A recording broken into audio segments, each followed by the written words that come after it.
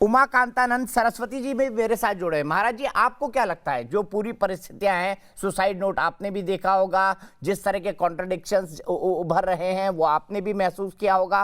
क्या मामला आपको इतना सीधा लगता है जिस सुसाइड नोट के आधार पर पुलिस इसको इन्वेस्टिगेट करे? अब इन्वेस्टिगेशन का फोकस सिर्फ और सिर्फ एक कथित सुसाइड नोट है। देखिए, इसमें बहुत बड़ा कुचक्र लग रहा है, क्योंकि हमारी सांस्कृतिक धरोहर और सांस्कृतिक परंपराओं पे भी कुठाराघात है।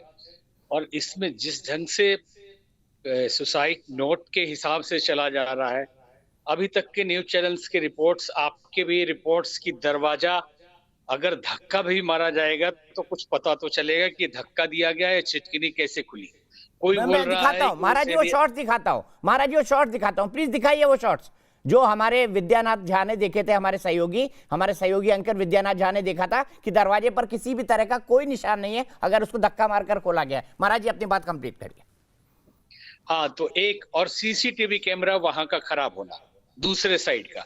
फिर सुसाइड नोट जिसको तथाकथित कहा जा रहा है, इसमें कभी 13 तारीख लिखा है, काटा हुआ है, दूसरे में कहीं 20 तारीख लिखा हुआ, कहीं ऊपर है कहीं नीचे है। और पूरे 7 पेज के सिग्नेचर को अगर ठीक से देखें तो सब मैच नहीं कर रहा है। सारे सिग्नेचर आप जूम करके देख लीजिएगा, उसमें नवल किशोर सिग्नेचर दास। अलग अलग है, उनके ओरिजिनल सिग्नेचर से अलग है। इसमें बहुत बड़ी साजिश लग रही है। और बहुत सारे संत भी ये सवाल उठा रहे हैं कि वहां पे जब एक दरवाजा खुला तो कोई लटके हुए का फोटो क्यों नहीं लिया? सबके हाथ में मोबाइल है, किसने उसे शव को उतारा? पुलिस को फोन किया तो उस समय की परिस्थिति एक स्टिल फोटो ही ले लेते या एक वीडियो ही बना लेते। बहुत तरह की बातें हैं। और जैसा कि मनोचिकित्सक महोदय कह रहे थे, सच्चाई ये है, हम लोग भी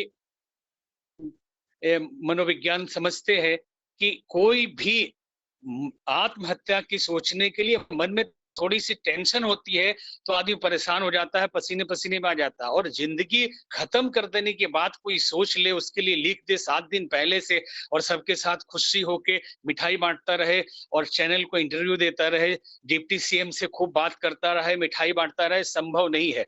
मन ही है, और चेहरा हमारा मन की बातों को, सिकन को भी दिखा देता है। कहीं ना कहीं वो थोड़ा भी पता चलेगा ही। और आसपास के इतने सिक्योरिटी गार्ड हैं, इतने चेले हैं, उनको कुछ पता नहीं चला कि इतना 13 पन्ने का लिखा जा रहा है। तो बहुत तरह की बातें इसमें दिख रही है। सीधे सीधे कुछ चैनल कह रहे हैं कि इसमें प्रूफ हो गया, अब ये हो गया, लेकिन ये बड़ी साजिश है। और इस साजिश में हम तो ये कहते हैं, जो नार्को टेस्ट या ये लाई डिटेक्टर टेस्ट के लिए बोल रहे हैं आनंद गिरी का, तो उन लोगों का भी टेस्ट करें। इनका तो करें ही जिनका नाम लिखा गया है कि इनके कारण हम सुसाइड कर रहे हैं। उनका भी करें जिनको गद्दी दी जा रही है, उनका भी करें जिनको पैसा दिया जा रहा है, और साथ में और भी संबंधित जितने, उनका भी टेस्ट किया जाना चाहिए। क्योंकि इसमें बहुत तरह की, एक तो मठ के, जैसे कि अभी महंत नवल किशोर दास जी ने कहा कि संतों की बहुत बड़ी बदनामी है, एक तो अखाड़े की बहुत बड़ी क्षति हुई है, हम संत समाज को बहुत बड़ा सदमा लगा है, ये अलग बात है। लेकिन आज जिस तरह से मार्क्सिस्ट, कम्युनिस्ट और दूसरे हिंदुत्व के विरोधी, राष्ट्र के विरोधी लोग मुद्दा खोजते रहते हैं, आज ही प्रश्न उठने लगा है कि क्या गुरु शिष्य संबंध इतना गंदा होता है? क्या यही हिंदू धर्म है? यही साधु संत है? एक चैनल ने हमसे पूछ लिया कि क्या साधु संत मठ मंदिर के लिए लड़ते रहते हैं? तो हमने उनको कहा कि मठ तो परंपरा से चला आता है, वो देखभाल करने के लिए साधु होता है, और अगले को जो वसीयत लिखता है वो भी मालिकाना नहीं लिखता है, उसको रजिस्ट्री नहीं करता, उसको संभालने के लिए चौकीदारी देता है। तो ये बहुत बड़ा विषय है। सांस्कृतिक धरोहर को नष्ट करने की बड़ी साजिश भी हो सकती है।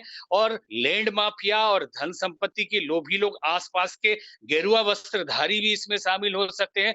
इस पर बड़े पैमाने पर जांच करने की जरूरत है, दीपक जी।